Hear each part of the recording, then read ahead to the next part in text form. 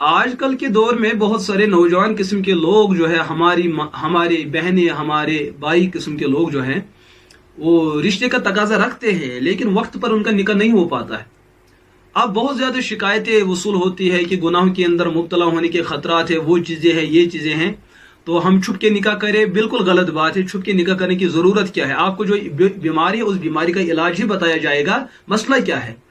हुजूर अलैहिस्सलातु वस्सलाम ने एक मौके पे फरमाया, या माशर शबाब मन इस्तता मिनकुम बाअ फलियतज़व्वज फइन्नहु अग़ज़्ज़ु लिलबसर व अहसनु लिलफर्ज व मन लम यस्तजी फअलैहि बिस्सौम फइन्नहु लहु विजा।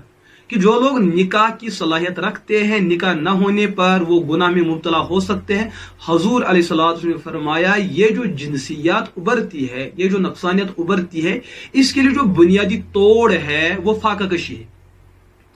आप जो है अपने नफ्स को कंट्रोल करने के लिए, अपनी जिनसियात को दबाने के लिए, ख्वाहिशात को दबाने के लिए आप रोजे का एहतमाम क्यों नहीं करते हैं? आप चाहते कि नहीं भाई, मुझे जो बीमारी है इसका इलाज मैं खुद तय करता हूं, तो यकीनन आप कब्रिस्तान जा सकते हैं, लेकिन आपको शिफा नहीं हो सकती है। उम्मत मुस्लिमा पूरी इंसान के अजीम तबीब और बेहतरीन तबीब और मोहसिन तबीब अल्लाह के रसूल अलैहिस्सलातु वस्सलाम की ज़ात अक़दस हैं। उन्होंने आपकी इस बीमारी का बेहतरीन तोड़ और बेहतरीन इलाज बसूरत फाका कशी के मुकर्रर किया है।